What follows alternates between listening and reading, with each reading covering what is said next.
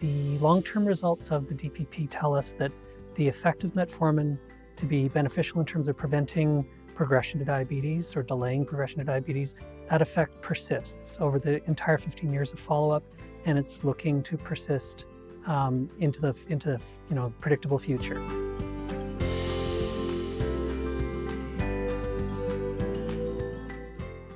In the original publication of the DPP benefit from the first 3.2 years, that's the way this study worked out, we saw that there was a particular beneficial effect of metformin among younger folks who were more overweight. And then in a subsequent analysis, we found that there was a particularly strong beneficial effect among women who had reported a prior history of gestational diabetes before they entered the study. So that was our expectation as we moved forward, was that we would see this persisting benefit, at least in those subgroups. We've done the analysis now out to 15 years, and we don't see a persisting benefit related to age or related to body mass index, obesity, but we do see a persisting benefit among women who came in with a prior history of gestational diabetes. It may not be widely known, but women who have a history of gestational diabetes have the single highest risk of progressing to overt diabetes. And so that's a group who really do warrant some form of intervention. I don't mean to minimize the effect of lifestyle, because lifestyle was also beneficial in that group and should certainly be a component of overall care.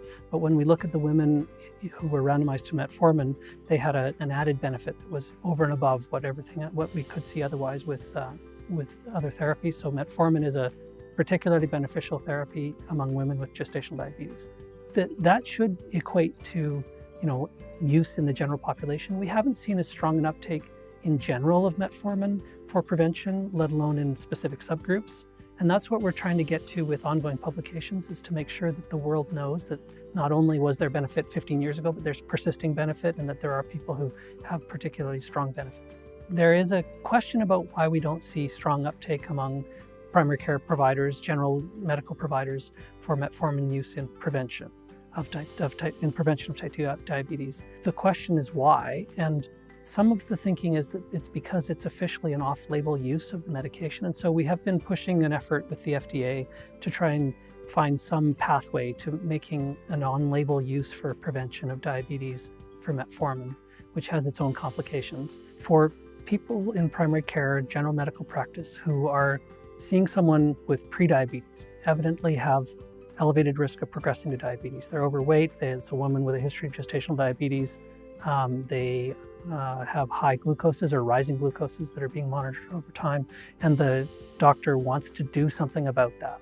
There are two main choices that have been proven. One is a lifestyle intervention, and in many places across the country, the DPP curriculum has been implemented in various ways. Sometimes it's the YMCA, sometimes it's a local version of the National Diabetes Program that's sponsored by the CDC. So there are widely available, reasonably accessible, depending on where you live largely, versions of the lifestyle intervention, and that's certainly something that should come to mind.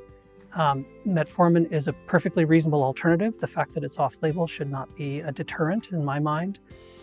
The effectiveness persists. The effectiveness is a known.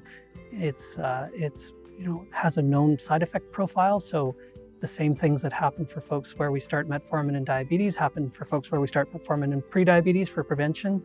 So we know how to manage that, and it's all a question of simply making the decision. The cost is low, the barrier should be low. The diabetes prevention program is now in the follow-up stage 3, which is happening after more than 15 years of follow-up.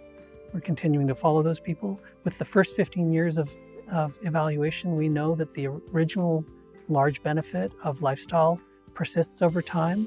We know that the original benefit of metformin persists over time, and that there are persisting benefits in people who were originally randomized to one or the other group, persisting benefit with taking the medication. And so we think that there's a good argument for making an early assessment that determines somebody being at risk for diabetes and making at least one of those interventions happen.